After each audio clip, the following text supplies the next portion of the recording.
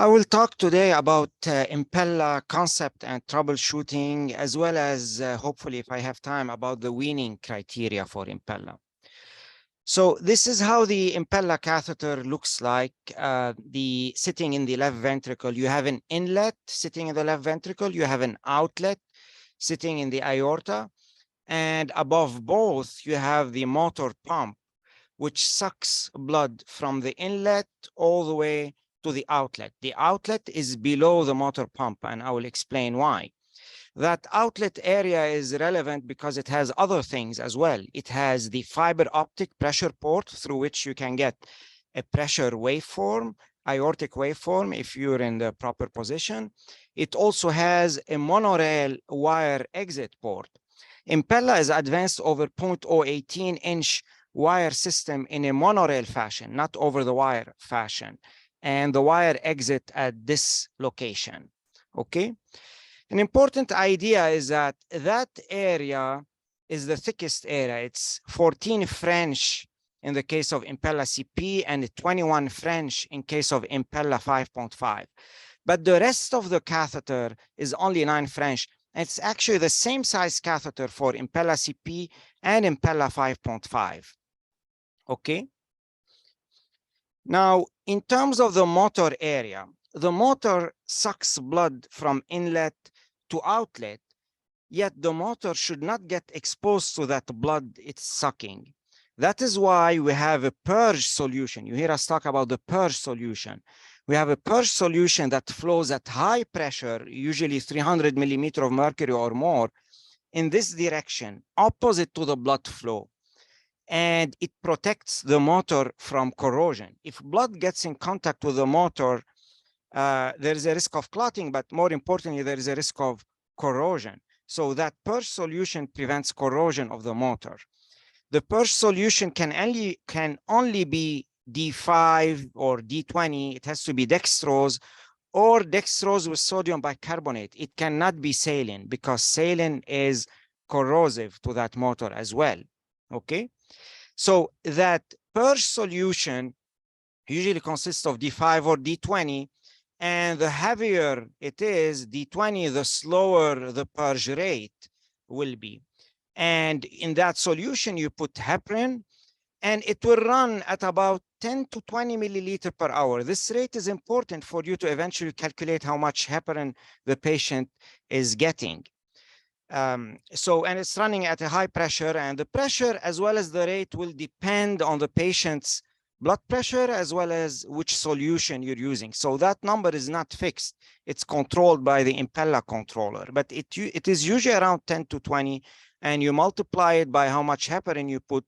This way you realize how much heparin I'm giving through the pump and how much heparin I need to supplement through the peripheral IV.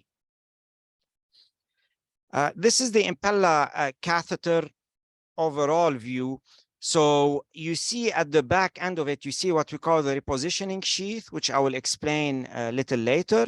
And you see the electric cable as well as the purge solution. You have those two lines at the back, electric cable and the purge solution through which you run your mixed purge solution. Notice also here that magnified view, the outlet area is a crowded area. You have the fiber optic sensor. You also have the 0.18-inch wire exit port. Once Impella is in the LV and that wire, monorail wire taken out, you cannot re-advance the wire in the Impella catheter because it's not an over-the-wire system. You cannot advance a wire from here. That could pose a problem. This is a monorail system. It could pose a problem if Impella pops out and dislodges in the aorta and you need to re-advances. You do not have wire access to that Impella. You may need to take the whole system out and re-advance it to do it. And I will explain that in a little bit. Those are the basic steps of how to put initially the Impella system. One, you get your femoral access using 6 to 8 French femoral sheath. And after you put your femoral sheath, you do 1 or 2 pre-per close if you plan on removing it after PCI, in cases of supported PCI, not in cases of cardiogenic shock where you plan on keeping it for days. Then after you do your per close and you exchange for a 14 French sheath over super stiff wire that comes with the kit, or you can use an Amplat super stiff wire after sequential 10 and 12 French dilators. And after you put your 14 French sheath, you start heparin. Now, there are two lengths of that 14 French sheath, 13 and 23 centimeters. I prefer the 13 centimeter. That sheath is kind of flimsy, and I've seen it kink. The 23 centimeter can get kink in calcified iliac tortuosity, and it can actually make it harder to advance Impella and defies the purpose of being long, the original purpose being to make it easy to advance Impella through tortuosity. But I think Impella may track better through tortuosity than that flimsy sheath, which gets kinked. So after you put your sheath, then you use, through that 14 French sheath, you advance a regular 6 French pigtail or Amplat left 1 catheter, and you put it in the LV with the help of 0.35-inch wire. Then you advance through that pigtail or Amplat left 1 a 0.18-inch wire with a loop tip in the ventricle, and you hope that your catheter was free, wasn't stuck against the mitral apparatus, so that your wire is going to be free, and over it you advance in a monorail fashion your Impella catheter, and you hope it's going to be free, not stuck in the mitral apparatus, and without any slack. Now, you may have difficulty advancing that Impella through the iliac tortuosity over that 0.18-inch wire. In those cases, you may need to place a long 16 French Cook sheath, which is a sturdier sheath, not likely to get kinked, and it will allow you to advance the Impella through the iliac tortuosity. This is how Impella looks under a fluoro. Note there is this marker usually that indicates where the Impella should be across the aortic valve ideally. It's usually around the band. So Impella should be across the aortic valve around the band, and ideally at that radio opaque marker that you see here. And ideally it has to be free in the mid cavity, not stuck, and without too much slack inside the ventricle. If you're stuck or you have too much slack, you will create suction, and that suction will cause further advancement of the catheter and further suctioning and further sucking in deeper. It's important to know how the Impella catheter looks under echocardiography.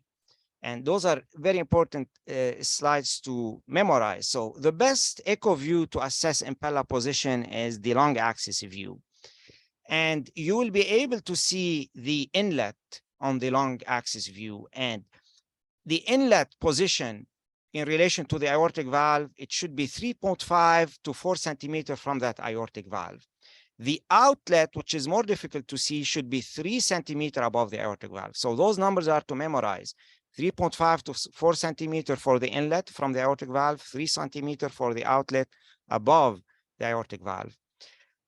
This is how you can see the inlet. So you can see the cannula between the inlet and the outlet. You can see it. It has that echogenicity. And at the lower edge of it is where the inlet is. You can also see the bottom of the inlet. This whole thing is the inlet. And at the bottom of the inlet, you have that teardrop. And you may be able to see that teardrop as well. And the distance from that valve to that inlet or teardrop is in the range of 3.5 to 4 centimeters. That's the ideal position. The outlet is more difficult to see, but you may be able to see it, particularly with color. When you put color, the outlet will show mosaic around it. And also with color, you may see a blood flow convergence around the inlet. So color can help you also identify the inlet and especially the outlet. Notice the position also on echo. Beside the distances, that catheter is ideally parallel to the septum, not going to hit the mitral valve apparatus and get stuck in it. Sometimes you can't control it and you have to accept it going in this direction. The sharper that angle here between the aorta and the septum, the steeper it is. If the aorta is coming here, the more likely it is that you'll have this problem, the more likely it is that you'll have malposition issues.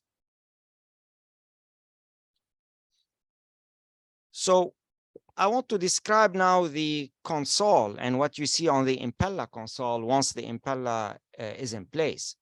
The Impella console shows two waveforms.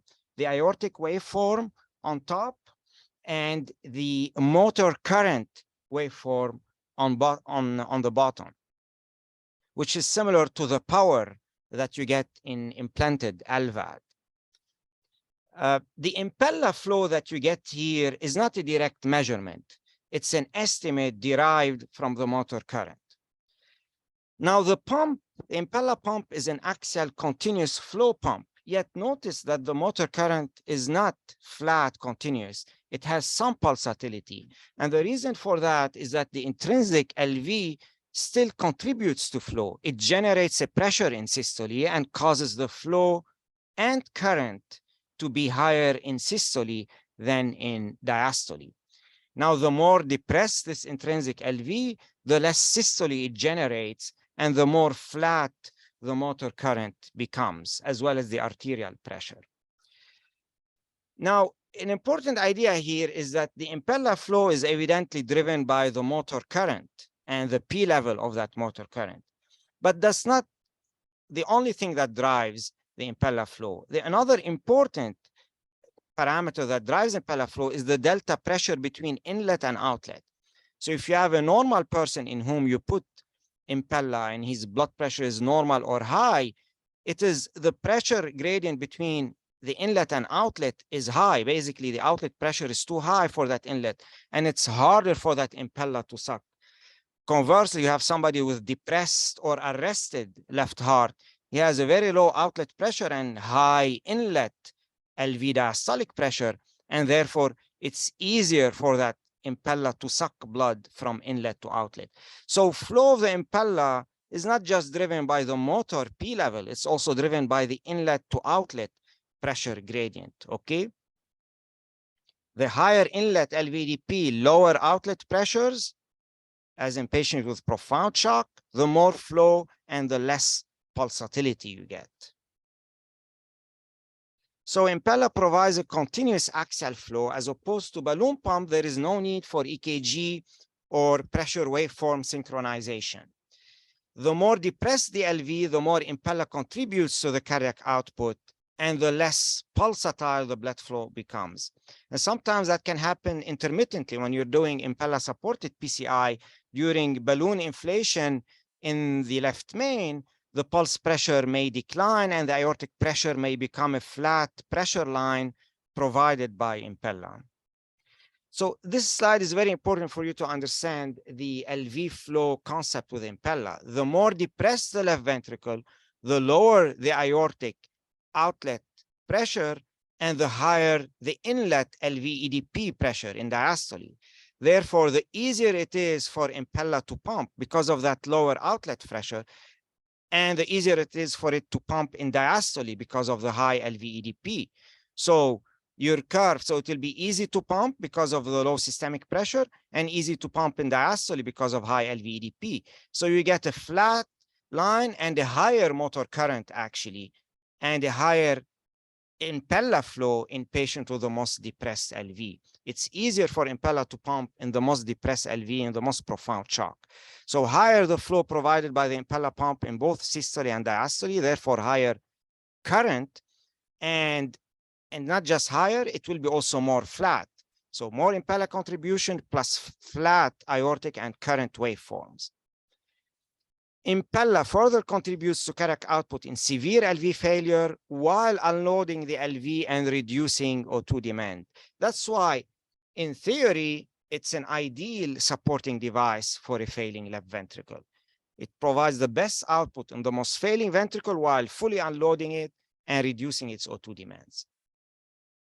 This is a patient with fully depressed left ventricle. He's become fully dependent on Impella. And you can see this is when the Impella motor current and aortic waveform are both flat. Here they are, he's fully dependent on the flat axial flow of Impella. This is a patient who's having not much pulsatility, but some pulsatility. His LV is poor, but not as poor. There is a slight aortic and current pulsatility. LV is providing some intrinsic flow. So it's very important to assess that pulsatility as a reflection of your intrinsic LV in cardiogenic shock. And it's very important to assess that to see how that shock is progressing and how that LV is recovering and whether you can start weaning. The more you get pulsatility, the more you think I may be able to wean that patient, especially if you start getting pulsatility over 30 millimeter of mercury. It's one of the weaning criteria. I'm going to illustrate to you more some of those hemodynamics of Impella versus intrinsic LV flow. It's a very important slide and calculation to understand. Let's take a patient with a normal cardiac output and normal systolic blood pressure of 125, cardiac output 6. You put Impella CP in this patient. Impella will reduce preload, and therefore, because it reduces preload on the Starling curve, it's going to reduce intrinsic cardiac output from 6 to 4. And it will add, the Impella flow will add 2 to 2.5 liter. It's not going to be able to add a 3.5 liter. Impella CP at its full potential can add around 3.5 liter, can generate about 3.5 liters. But it's not going to be able to generate 3.5 liter as the blood pressure is high and LVEDP is low. Therefore, the overall cardiac output in this patient will end up being 6.5. You know, you're reducing the intrinsic output to 4, and Impella is giving 2 to 2.5. So your cardiac output, when you put Impella, is not going to change much. Let's take one of you, a healthy person. I put Impella in you, your cardiac output is going to end up to be the same. Conversely, I put Impella in a patient with a shutdown LV and a cardiac output of 2 liters per minute and a low blood pressure of 80. Impella is going to drop the preload, but when you have such a depressed left ventricle, it's living on the flat portion of the Starling curve, so much so that reducing preload doesn't reduce cardiac output by much. So the intrinsic cardiac output will remain 2 or close to 2. And Impella will be able to add 3.5 liters per minute in this patient with depressed ventricle and low afterload. Therefore, in this patient, the overall cardiac output may be 5.5 liters per minute, mostly provided by Impella. So you're going to raise the cardiac output of this cardiogenic shock patient from 2 liters to 5.5 liters per minute. So this is where Impella provides its full potential in the net cardiac output you provide. And this patient will have a flattened pulse waveform on the current and the arterial waveform. Another very important idea to understand when we talk about cardiac output support by Impella is the body surface area and the total metabolic demands of the patient. So we said Impella can provide generally up to 3.5 liters per minute of additional cardiac output. Well, take a patient with body surface area of 2.7, BMI or 50. Well, in this patient, remember, cardiac output should be more than the minimum cardiac index, 2.2 liters per minute per meter square, multiplied by 2.7. So it should be more than 6 liters per minute, and even more if that patient has high metabolic demand, he's agitated or he's a little septic. So Impella CP, which provides a maximum additional 3.5 liters per minute, is not going to be enough. So we expect this patient to probably require an Impella 5.5. Okay, so take into account the body surface area, take into account how shut down the LV, and make those calculations to expect how much the Impella will provide you with support. Those are on the flow control portion on the console of the Impella. There's something called the flow control where you can control the P level support of that Impella. And you can go from P0 to P9. And like I said, generally maximum 3.5 liters per minute. Now, keep in mind, higher P level imply higher motor current, but it's not always higher flow, simply because with higher P level and higher current, you can get a suction on the left ventricle, which paradoxically will drop the current and will drop the flow rate. So you have to adjust and pick the best level, usually that P7, P8 range. When you first put the Impella for the first 3 hours, you get what we call smart assist, where the Impella itself picks the P level that provides the best flow. But beyond the first 3 hours, you have to adjust it manually, what P level you want, P7, P8, P9. An important idea here is never go below P2 while you're in the left ventricle. Why? because if you go below P2, the motor is not generating enough current to pull flow from inlet to outlet. Therefore, blood will start flowing retrogradely from the outlet to the inlet. So if you go below P2, P0 or P1 while you're still in the ventricle, you're creating a wide open AI. So never go below P2 while you're in the ventricle. If you want to reduce the P level because of suction effect and you're making adjustment to the position, you can go up to P2, not below P2, okay? Otherwise, you create a retrograde flow between outlet and inlet as the motor is not generating enough flow. Another idea on that smart assist console, I mentioned you see the current in green and the arterial waveform in red. You also see in gray the LV waveform. Now, keep in mind, this is not a direct measurement of the left ventricle. You only have a fiber optic pressure port in the outlet. You don't have ventricular measurement of pressure. So that left ventricular display is an estimated left ventricular pressure. It is measured, so it's measured by the machine and it's frequently wrong, so don't trust it. It's measured based on the aortic pressure and on the motor current. The motor current, like I explained, it depends on the delta pressure between the LV and the aorta. So in diastole, that motor current depends on the delta pressure between LV and aorta. So the higher that motor current, the higher the LVDP, and the lower that pressure difference between aorta and LV. And that's the concept that, and there is an equation for that, and that's the concept that the machine uses to calculate LVDP. The flatter the motor current, the higher the LVDP, okay? But keep in mind, it's an estimate. That's why, for example, frequently you, based on the Impella console estimate, you have in systole and LV pressure higher than the aortic pressure, even though the patient doesn't have AS. So that shows you that, you know, it has errors not infrequently. Actually, when Impella is in full support in a patient with shutdown LV, you may get uncoupling, especially with Impella 5.5.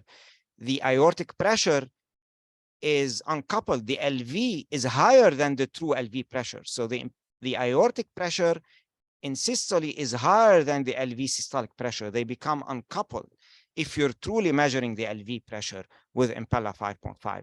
So that's why you have to be careful with looking at that LV waveform, which is just an estimate. I want to mention a couple of other hemodynamic ideas here. Balloon pump versus Impella, effect on afterload. We all know that balloon pump reduces pressure afterload, but because it creates that vacuum suctioning when it deflates in early systole.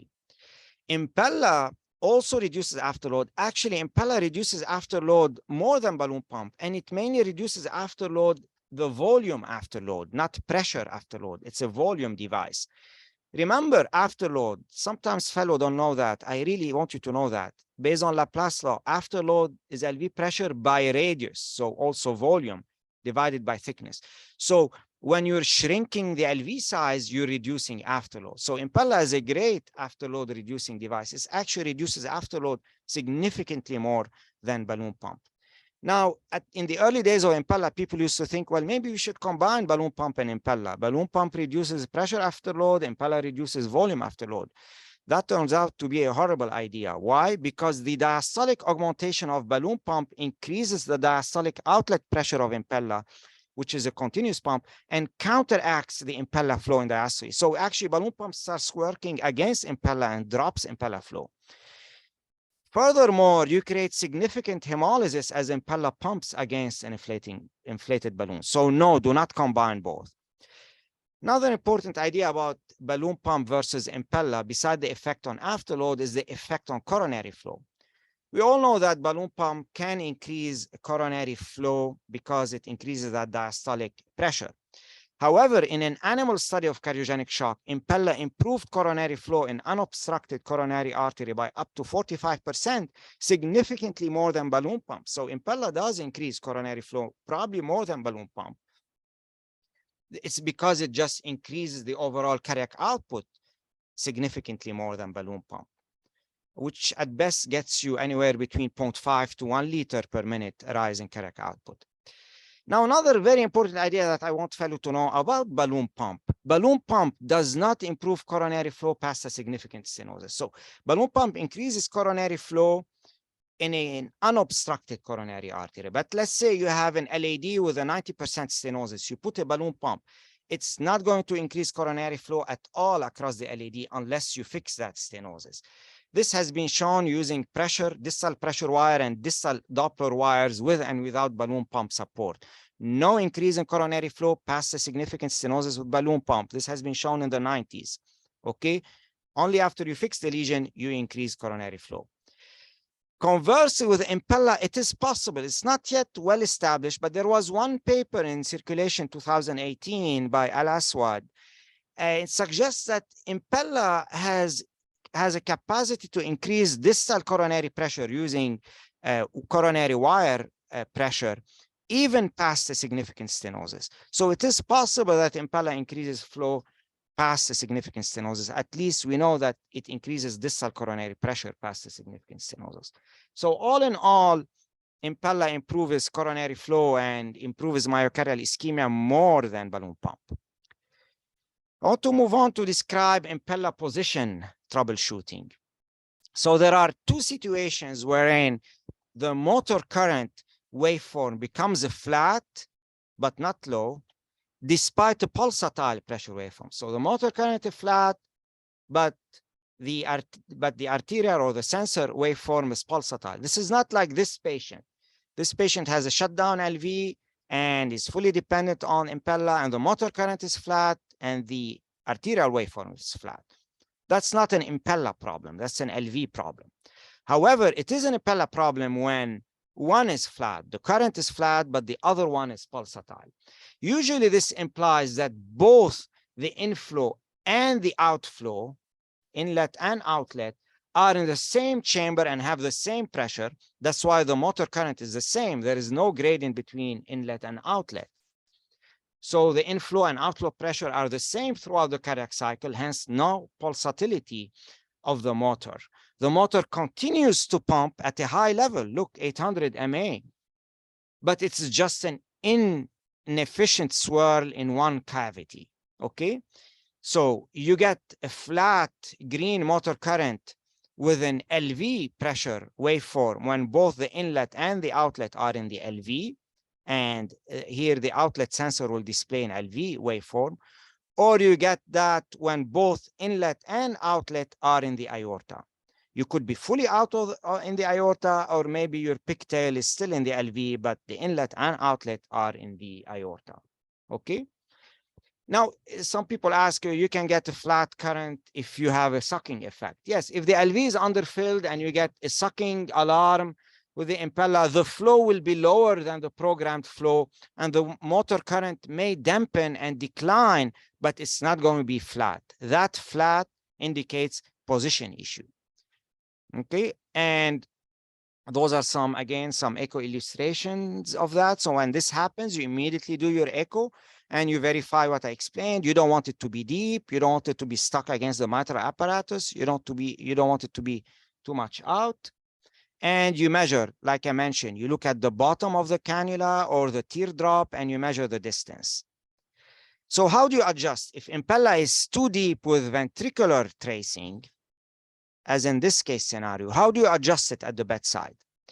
One, I would turn down the P level, because when your Impella is too deep, you often will create a suction effect, and the suction itself will cause you to be sucked deeper and get entangled in the LV or the mitral apparatus. So the first thing is to break that circle is to go lower P level to P2. And then you have to eventually pull that inlet until it's a 3.5 to 4 centimeter from the aortic valve, and until the outlet is 3 centimeter above the aortic valve. So the way you do that, you pull back after you go to P2 level, you pull back 1 centimeter at a time while monitoring the Impella waveform. Once the aortic waveform is displayed, that means your outlet area is already in the aorta and the pressure sensor is in the aorta. That's great, but you're still too deep. you need to pull another 3 centimeters so that outlet is 3 centimeters above. Okay, so you pull 1 centimeter at a time until you see arterial waveform, then you keep pulling until this is a 3 centimeter above, or until basically this is a 3.5 to 4 centimeter below the aortic valve. And in order to pull and push the impella, you need to loosen the screw here. This screw, you need to loosen it, unscrew it, so you can advance and pull the impella catheter. Now, if impella is pulled out fully in the aorta, that's a bigger problem. So if you're having a scenario where the impella is pulled in the aorta, you would hope that the tip is still in the LV and you can just push it in. But if it is fully in the aorta, and you can verify that by echo, but if you're fully in the aorta, then you cannot maneuver it at the bedside. So you do your echo, you see it's fully in the aorta, then you have to do it in the cath lab. And it's a problem because even in the cath lab, we may not be able to save it. So we try in the cath lab under fluoro to push it, loop it on the valve, and make it fall in the LV. If that doesn't work, we may eventually have, remember, this is a monorail system, so you cannot advance a wire or 18-inch wire from the outside. So you may need to take the whole impella out, reinsert a pigtail catheter or Amplats left catheter in the LV, and re-advance the impella in a monorail fashion over 18-inch wire, okay? But that's a problem because you cannot just take impella out. In a ICU patient, usually we don't leave in the 14 French initial sheath, we put a 13 French repositioning sheath, and impella cannot get out through this. So you have to take the whole sheath and impella out, re-advance another 14 French sheath, and do the same insertion process again. And I will explain that repositioning sheath in a few seconds, actually, okay? So this is the sheath idea here. So normally when we put the impella in, we put it through a 14 French sheath that will accommodate the size of that motor and cannula area, okay? This is a 14 French sheath. Now, if we decide, if we're doing a supported PCI, we take that impella 14 French sheath at the end and we do our post close. If we decide to leave the impella and send the patient to the ICU, we usually take that 14 French sheath in and advance a repositioning sheath, which is a slimmer. It's a 13 French taper sheath, a 13 French, and it tapers to 9 French. This is the repositioning sheath, 13 French, and it tapers at the distal tip to 9 French. The idea is that it is a smaller than the original sheath and has a shorter length of 13 French and shorter length of large size than the original sheath. So maybe a little bit less limb ischemia and less thrombosis around the sheath. Okay, so a little safer on the limb. It comes with a catch that you cannot pull the impella through it. So, and how do you reposition that or advance that repositioning sheath? So what you do at the end of the case, when you're sending the patient to the ICU, you pin down the impella and you pull out your 14 French sheath all the way while someone is holding pressure on the groin to control bleeding. So you pull it all the way, then you snap it and you peel it away from over the impella catheter. So you have to pull it all the way. Don't peel it away inside the artery and tear the artery.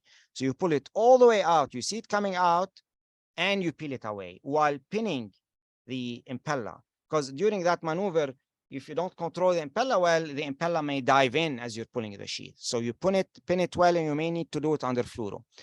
So after you peel away that sheath, then you advance the repositioning sheath in place, again, while someone is controlling the groin bleeding. And you advance it again, you advance it while pinning the impella. If you don't, you'll have issues. You'll push the impella too deep and create suction and LV injury. Okay, so this is how we advance the repositioning sheath. And this is the purpose, as I described, of the repositioning sheath. Now, since you cannot pull impella through the repositioning sheath, it was engineered in a fashion that they allowed you to have a side port. So that repositioning sheath has a side port that doesn't communicate with the actual impella lumen. The side port communicates with a side tunnel that communicates with the artery. Look at this. The side port is like a tiny side tunnel, or 35-inch side tunnel that communicates with the arterial lumen. It allows you to control your access should you need to remove that impella system all the way out and advance another 14 French sheath and another impella system. This wire side port allows you to maintain arterial access. Okay, so this is to summarize the idea. Tapered sheath has a 0.035-inch separate side tunnel that communicates with the arterial lumen and is locked with a stylet. A wire is advanced through it to maintain access. Then the whole system is pulled out while the wire is deep in the aorta and maintaining your aortic access. And then you use this wire to advance a new sheath and a new impella in cases like I described earlier. Impella fell out of the LV, or in cases where you have pump thrombosis, the pump is not working, or you have kink in the impella, or in cases where you want to achieve post-close. Okay, so you advance a wire. This is in orange, I drew the side port tunnel. So you advance a wire, then you take your whole system out, then you advance a 14 French sheath over it, then you can advance again a pigtail in the LV, then advance your impella. I will move on to other groin and sheath management in this patient. So I explain how to remove the impella and how to use the repositioning sheath, the concept of it, and the side port of it. I will describe how to handle limb ischemia with impella. So if you have impella and the patient is having limb ischemia, obstruction of flow because of that 13 French sheath, how do you handle ischemia? So one technique is you stick the superficial femoral artery, SFA, in an antegrade fashion. You put 4 to 6 French antegrade sheath in the SFA, and you connect it with a male-to-male connector. You connect the two side arms of the sheath with that 14 French sheath, original sheath, the peel-away sheath. So this way, that sheath will be able to feed the limb antegradely. The problem, this can only be done if you have 14 French sheath in place. It cannot be done with a peel-away sheath because it doesn't have side arm, and that side tunnel is too small to support any flow into that antegrade sheath. Okay, and the first step in treating limb ischemia is usually to put that repositioning sheath. So that technique is not going to work if you have the repositioning sheath in place. So the second technique you can use is you put another sheath in the contralateral femoral artery. You put a 5-6 French sheath here, and you put an antegrade sheath in SFA, and you connect them with a male-to-male connector. The third technique is you put a contralateral sheath that is 6 to 7 French, and through it, you put up and over 4 French sheath, or 4 to 5 French sheath. You put it up and over, and you land it in the common femoral or in the SFA or in the profunda. And then you connect that catheter. Let's say it's a 4 French pigtail or omniflush catheter. You connect that, and to cross this, you need to use an IM catheter, but eventually you switch to 4 French or 5 French omniflush catheter, and you connect it to the side arm of the 6-7 French sheath here, male-to-male connector. Okay, that is nice here. That's an interesting idea. Now, it has 2 advantages. One, it's the only technique you can do if your SFA is occluded, because you cannot do SFA stick.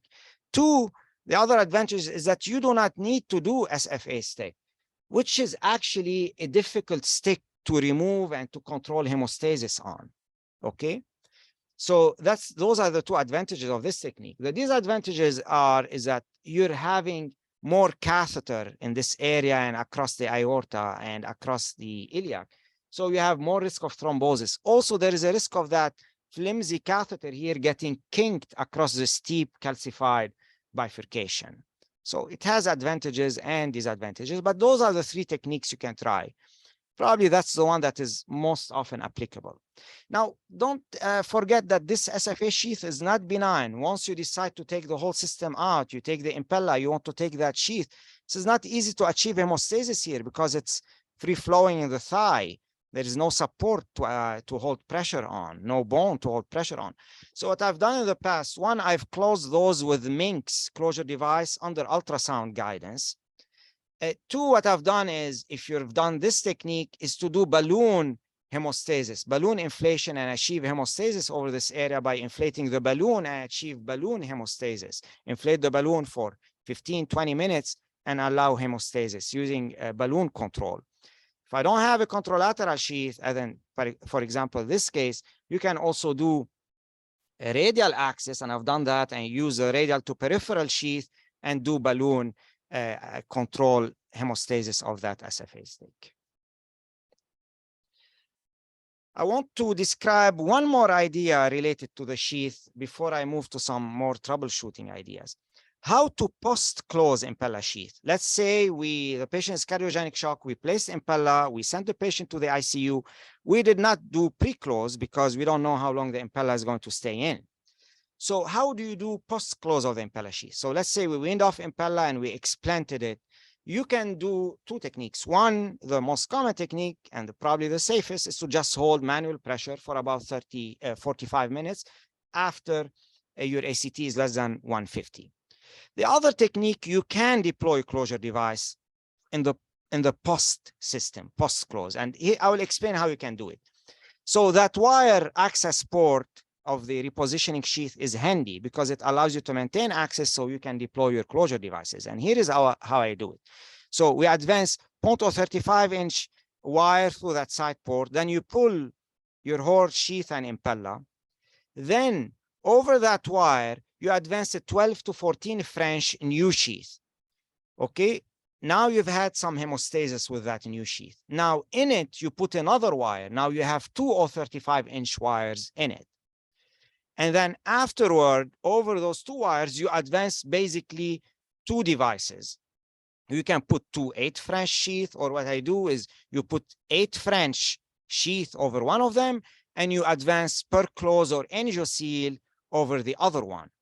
The idea here is the 8 French sheath that you're putting in is narrowing the 14 French hole so that the per close or the angioseal will only have to deal with an 8 French hole, and it can be deployed because now it has to grab an 8 French hole rather than a 14 French hole. So that's the idea of putting an 8 French sheath over one wire and a per close or angioseal over the other wire.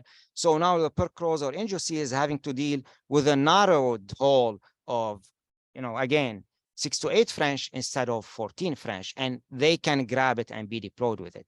Now, if you're doing, and then you deploy your per close over that hole. Now, if you're doing per close, there's a problem because per close needle can pierce that sheath and tie the sheath to the arteriotomy. So it's very important to keep a dilator in that sheath to make it stiffer so that the per close doesn't end up piercing it and tying it to the artery.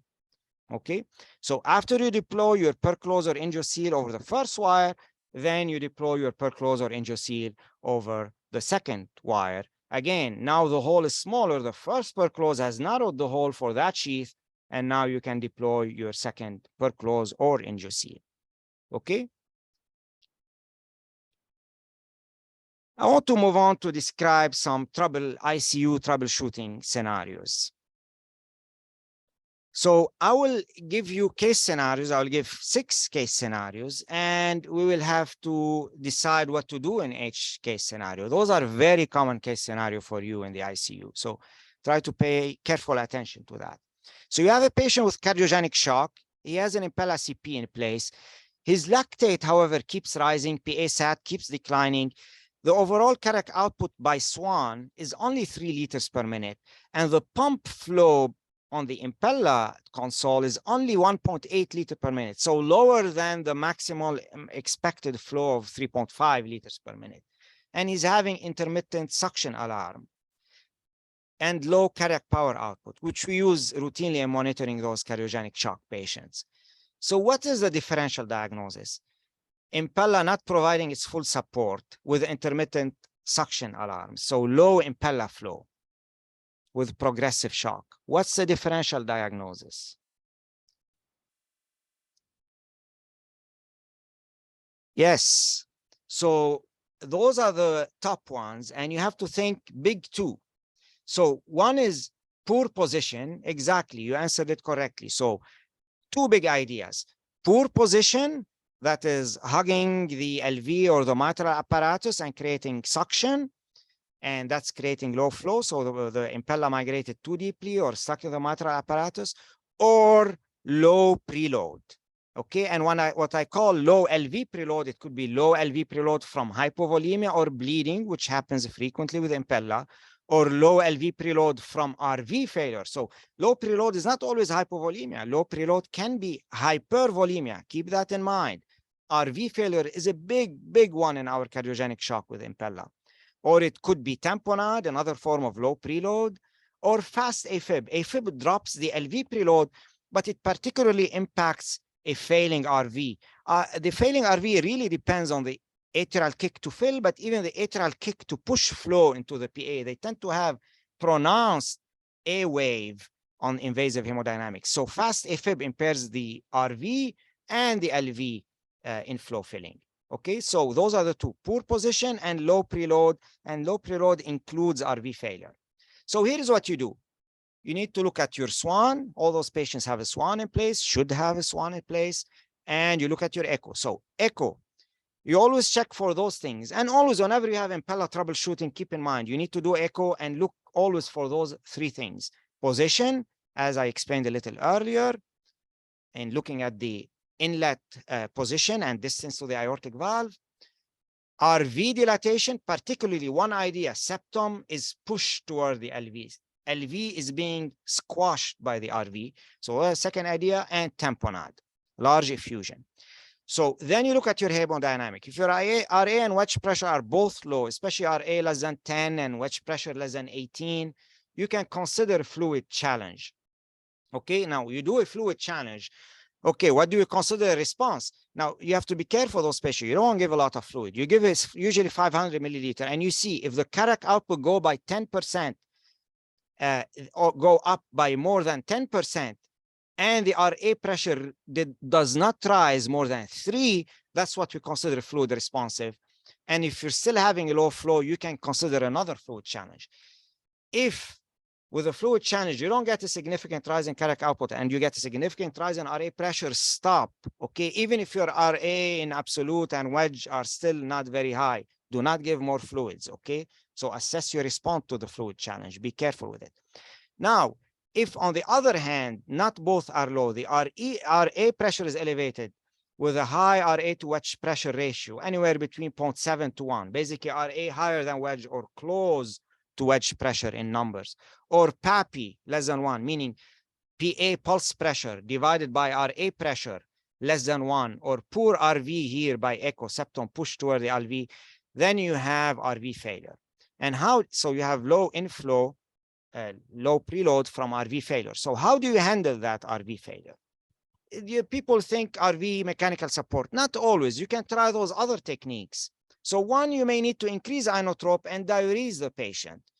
Two and three are very important. Try to optimize ventilation setting to reduce RV afterload, lower PEEP, and low tidal volume. 3, very importantly, we use it in our ICUs: inhaled pulmonary vasodilators, inhaled nitric oxide, which we have, inhaled iloprost, inhaled epoprostenol in institutions that don't have nitric oxide. Those can create, can help a lot the RV.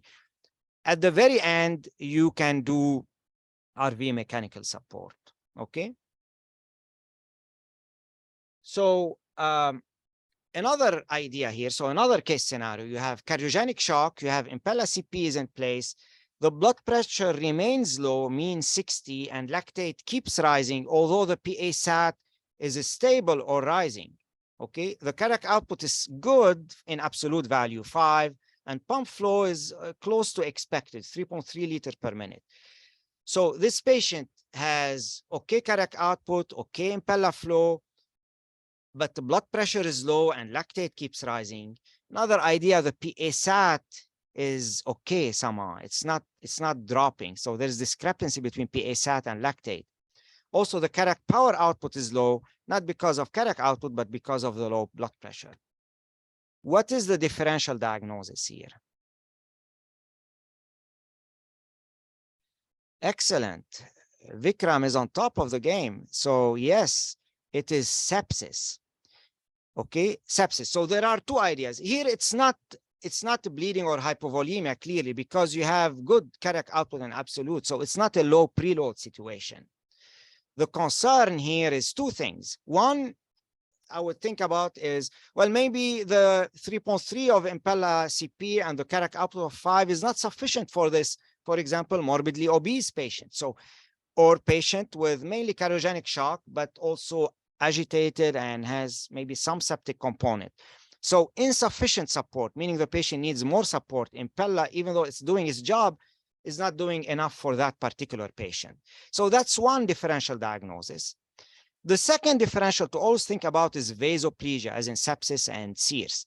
So this patient specifically has vasoplegia. And how you can tell? There are two ways of differentiating the two. SVR and PA-SAT. So in vasoplegia, your SVR is low, okay, less than 1,000. So you calculate the SVR in this particular patient, it's mean blood pressure minus RA pressure, which I gave you is 10, divided by cardiac output multiplied by 80. So it's 800. So that's why I think this patient is vasoplegic. That's why he's not responding. It's not, the issue is not cardiac output at this point. The issue is the vascular resistance. Another idea that helps you is the PA-SAT. Now, PA-SAT drops with vasoplegia and in sepsis, but not as dramatic as in cardiogenic shock. And sometimes it doesn't drop much because you get those microvascular tissue shunts, AV shunts at the tissue level, so that your PA-SAT or the venous SAT, because of the shunting, doesn't drop as much. So those two ideas indicate in this patient is vasoplegia, okay?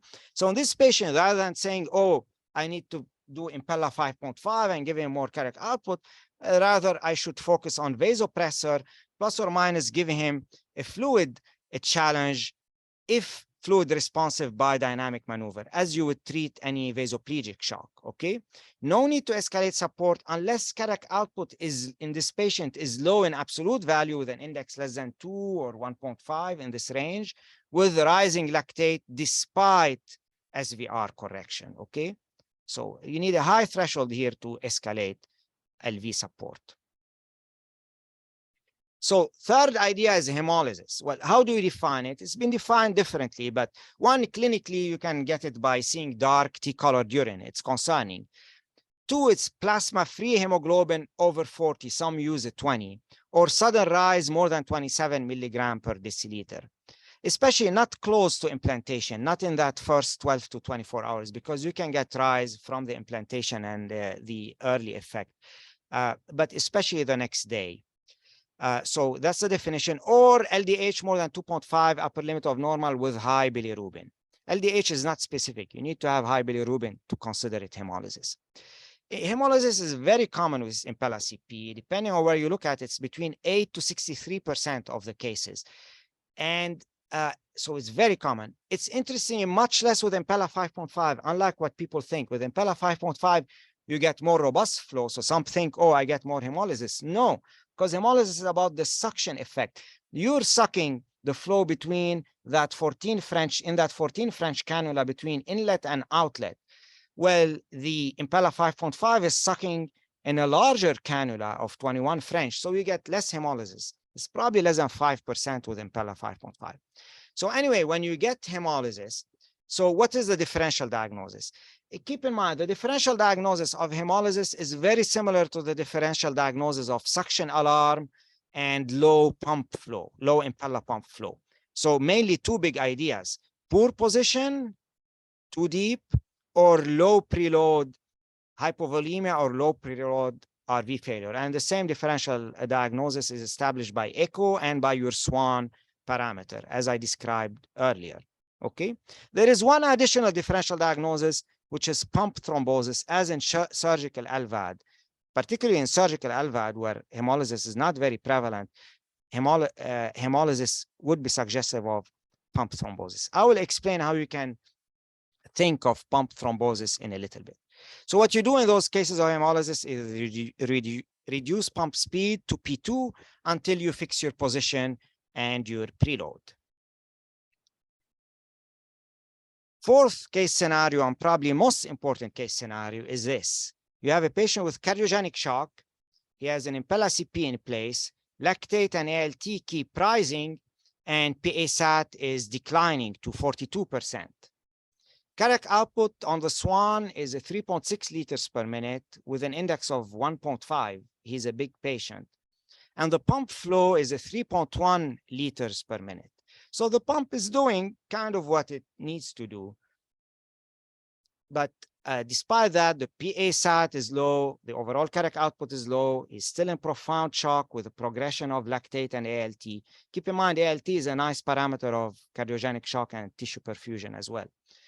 So no suction alarms in this patient. What's the differential diagnosis?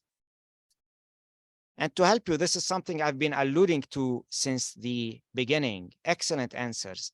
Insufficient LV support. This is a case where your Impella CP is not enough. And keep in mind, in my prior talk on cardiogenic shock, there is progressive incremental LV support between balloon pump, Impella CP, Impella 5.5, and ECMO with LV unloading. So Impella CP is just not enough for some patients. So whenever you have this case scenario with Impella CP, you should think progressive shock despite proper Impella function, especially in large body habitus patients or patients with the most profound shock, or patients who also have shock with some secondary component of sepsis or agitation or high metabolic demands. So that should be your thought. Now, it could be, you can try to improve Impella CP. You can consider slightly suboptimal Impella CP from deep position or low preload. It's always reasonable to check position on echo, check the RV, check your RA wedge pressure, maybe consider adjusting the position, trying a gentle fluid challenge if your RA and wedge pressure are low, but most likely this patient needs different support. So this is an insufficient support case. So you need to escalate. Now, what does escalation mean? Now, before you escalate, you have to think, do I need to escalate the LV, or maybe I need to escalate the RV? And here you analyze your parameters to decide what you need to escalate. If the wedge pressure remains high in this patient, well, you need a higher LV flow device, whether Impella 5.5 or VA ECMO. If your wedge pressure is okay, up to 18 or so, but your RA pressure is elevated, higher than the wedge, or RA to wedge more than 0.7, or your PAPI is low, then you may need as immediate next step to add RV support with VA ECMO or RP Impella, okay? Or Duo Protect, the tandem heart. Now, each one of those steps, you don't necessarily need to upscale LV support device or RV support device. You can always try escalation of inotrope from low to medium dose to higher medium dose before you put another device, okay? There is no absolute data suggesting that going to the top device is better than trying to escalate inotrope and saving the top device for failure of inotrope, okay? So that's an important idea. So, but again, if you escalate inotrope, don't wait a day to decide to escalate your support device. The key idea in those patients, to upscale quickly. Use lactate and Swan to guide the response and upscaling in a matter of less than 1 to 2 hours between your step decision making. So this is another idea for even if you have somebody with severe at baseline right and left ventricular shock.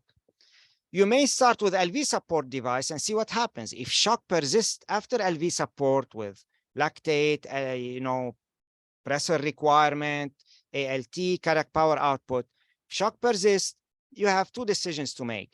Shock persists and the LV parameter remains severely impaired, wedge pressure or LV stroke work, then you need to escalate LV support, inotrope or Impella 5.5 ECMO. If shock persists and wedge pressure okay, but RV parameter severely impaired, then you need the RV support. And those are, again, you need to know those RV parameter very well. PAPI, which is pulse pressure divided by RA pressure, less than 1. RA pressure that keeps rising after LV support, over 15 especially, or RA to wedge more than 0.7 to 1. RV stroke work index, and dilated RV on echo with left septal bulge, which is very easy to obtain on echo. I want to show another case scenario here. You have a patient with a high motor current and high Impella flow on the console, 3.5 liter per minute Impella flow, yet the cardiac output on Swan is low and does not match the displayed Impella flow. What's the differential diagnosis here? There is one big differential diagnosis you should consider here. Excellent answer, Vikram. It's pump thrombosis. And this is the same thing that happens with a surgical LVAD. So what happens here, what happens when you have pump thrombosis, you get a falsely high Impella flow. Basically, you get high motor current when you have pump thrombosis. Why? Because it's a lot of work to move a heavy thrombosed motor pump. So when you thrombose, the motor becomes heavier. It takes more current to move that motor. And you end up generating less flow with more current. But the Impella console doesn't know that. The Impella, when it sees high current, it thinks there is a high flow. Okay, so it's a falsely high flow caused by a high current from pump thrombosis. So what are the hints to pump thrombosis? Motor current high or unstable, and especially fluctuants, plus hemolysis despite no suction alarm. That's always concerning. And high pressure in the purge system. I mentioned the purge flow system. Usually it's around, a few hundred millimeter of mercury. You can assess that on the console. What's the purge pressure and what's the purge flow? So you start seeing high pressure in the purge system and low purge flow across that thrombosed motor, especially less than 3 milliliter per hour. So those are suggestive of pump thrombosis. The treatment is to take it out and put another one, and you can use that side port access wire that I explained through the repositioning sheath earlier. You can also, some reports consider using local TPA through the purge fluid. Want to move to the 6th case scenario, which is actually very relevant for your practice in the cardiac ICU. It's about anticoagulation with Impella in general. I want you to understand it. And it used to be a confusing idea for me when I started to use Impella. And 2, how to manage anticoagulation in a bleeding patient. So 1, let's understand the purge solution, which I explained a little bit earlier. So the purge solution is D5W or D20 dextrose. And in it, you put unfractionated heparin. Usually you put 12.5 to 25,000 in 500 milliliter bag of D5. So you end up with 25 to 50 units per milliliters, okay? And this solution will runs usually at about 10 to 20 milliliter per hour. And again, this is controlled by the purge controller of the Impella controller, okay? So you make the math. How much heparin is the patient getting? Let's say this purge is running at 20 milliliter per hour, and you have 25 units per milliliter of heparin. The patient is getting 500 units per hour of heparin through the purge, okay?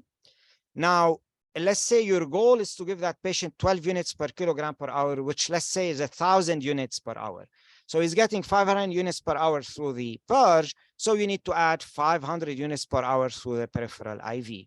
And you adjust that peripheral unfractionated heparin based on your PTT goal of 60 to 80 and anti-10A goal of 0.3 to 0.5. And if you need more or less heparin, you supplement or subtract from that peripheral heparin flow rate, okay? Another idea I explained earlier, the flow rate is variable and it depends on the systemic pressure and on the viscosity of the solution. So if you move from D5 to D20, that flow rate will drop. If it was 10, it may drop usually 30%, it may drop to 7. So keep in mind, you can control yourself the flow rate by changing the viscosity of the solution, okay? There is debate of what is the best assessment of anticoagulation targets with heparin and Impella. And the general consensus is anti-10A is better. PTT is a little less specific. You may have low-level DIC in those patients with shock. You may have low coagulation factors from sepsis and liver failure or from destruction by the mechanical circulatory support. So you can have a long PTT, but not so good, a low anti-10A that is not protective enough from thrombosis. That's why the recommendation is to follow both and at least validate with anti-10A if you can, okay?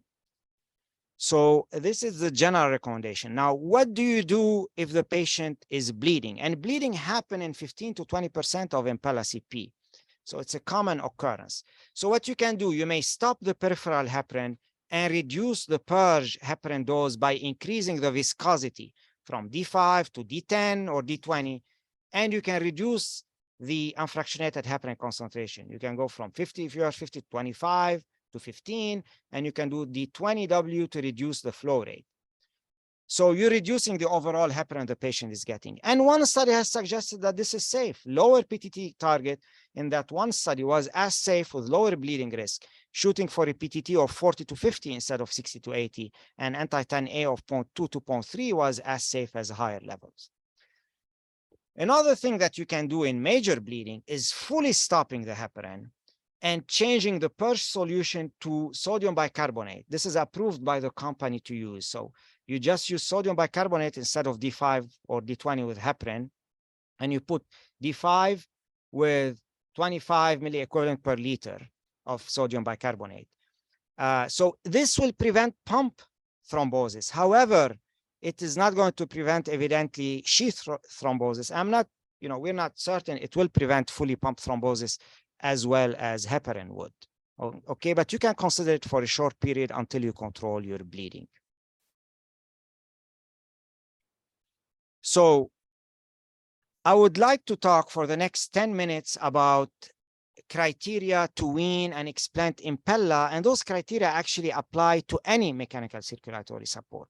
So I've described the 6 troubleshooting case scenario that you need to know very well. I really suggest you review that talk and review every one of those 6, because you will be called about at least one of them when you have an Impella patient. So what are the criteria to wean and explant any Impella in the ICU and any mechanical circulatory support? So you need 3 big conditions. 1, the patient must be on no more than low dose inopressors. 2, he needs to have good oxygenation. So FiO2 less than 40% with a PEEP less than 10 or extubated. And 3, you need to have normalized perfusion and hemodynamics on high Impella support levels. So lactate need to be less than 2, urine more than 30. That's the normal perfusion. Then you have normal hemodynamics, and you can assess them using those 3 features.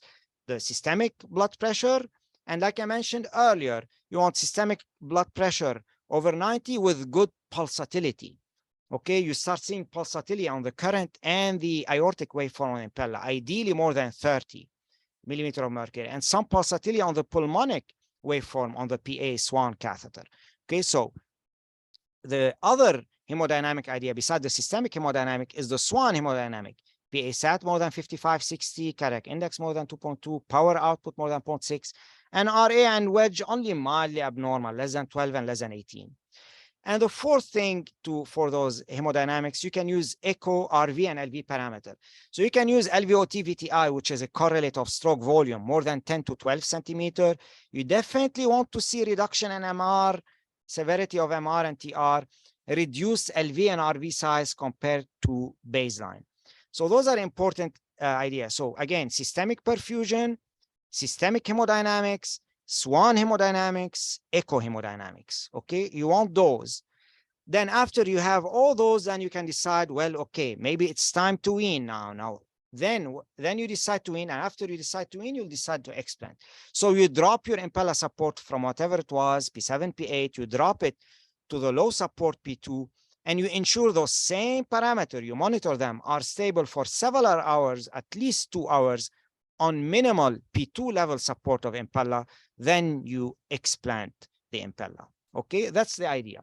Want to comment on one thing that used to confuse me, extubate or not. That's an important practical idea. Should I extubate before I take Impella out, or should I wait before I extubate?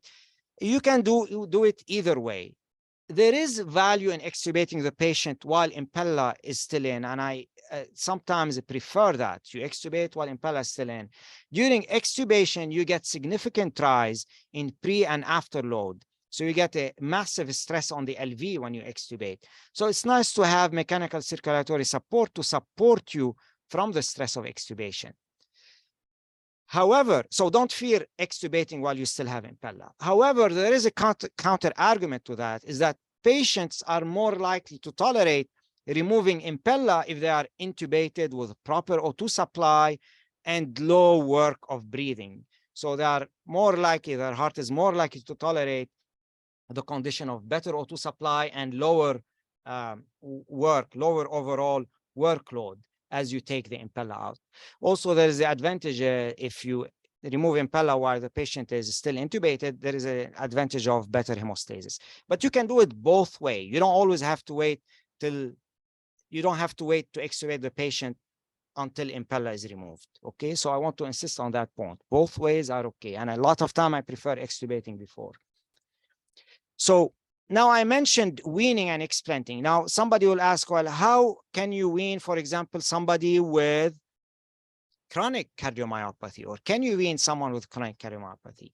Yes, you can. You frequently can, because mechanical circulatory support weaning depends on and can cause sustained recovery of both end organ perfusion.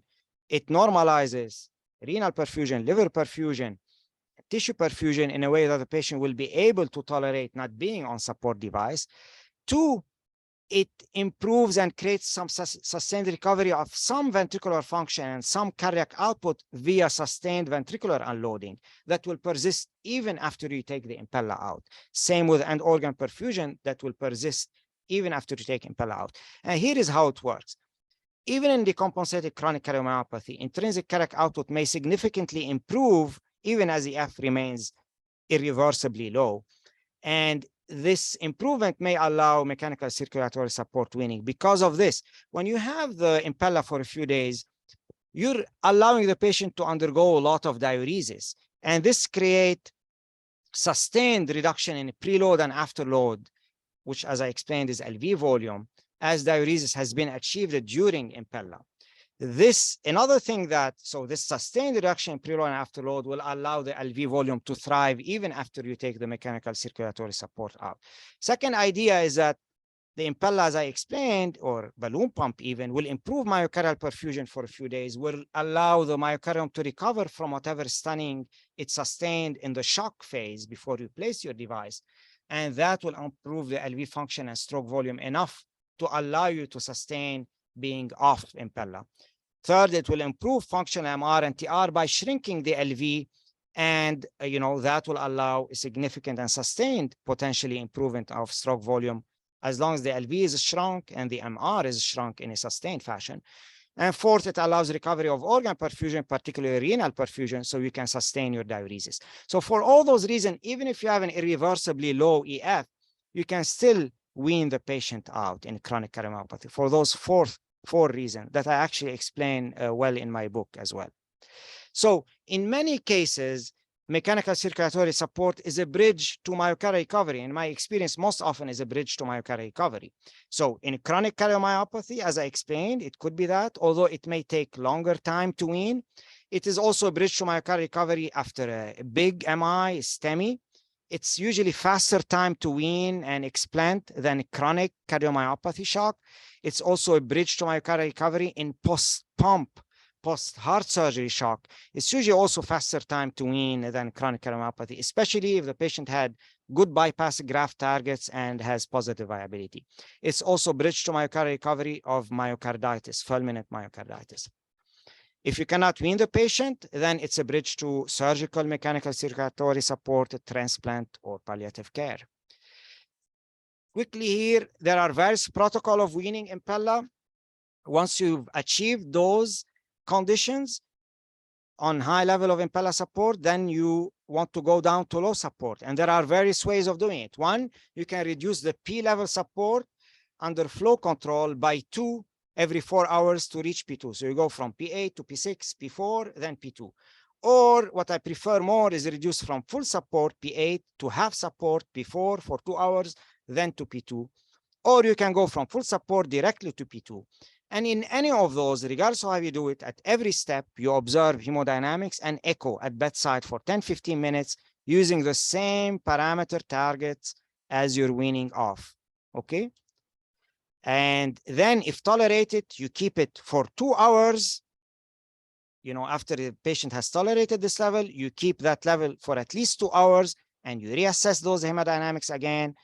Then if he's tolerating it, you decide that's it, I'm going to explant. Then you stop your heparin and you explant when your ACT is less than 150 seconds. Okay. Now, As you stop your anticoagulation, there are a couple of ways of doing it. Once it's here, this point, once it's decided to explant, you stop anticoagulation, you keep your support at P2, and you may keep your impella in the LV or pull it back on the descending aorta. Again, like I explained, you never go below P2, otherwise you'll create retrograde flow between outlet and inlet. So you stop anticoagulation, you keep support at P2, and you may keep your impella in the LV to further monitor the patient. And if he fails or his hemodynamics start to deteriorate, you can go back up, or you can pull it back if you're certain you're going to explant and you're going to be able to wean the patient off. You can pull it back in the descending aorta, okay? And this way you can, slightly reduce the risk of having embolic events while you're off anticoagulation, embolic events to the brain while you're off anticoagulation. Then, once ACT less than 150, you pull impella into the aorta. If it was still in the LV, you reduce P level to P0 and you pull out. Okay. Now, in cases where weaning fails, you resume high support and reattempt weaning in 24 hours. Try to address the cause, maybe more diuresis, maybe small dose vasodilators. If weaning continues to fail, when you try it again next day and it continues to fail, then you need to consider durable LVAD. Those are some slides from Jack that, kind of use the same ideas, but I'll let you read them. They provide the same ideas and kind of the same parameters. All right, well, thank you all.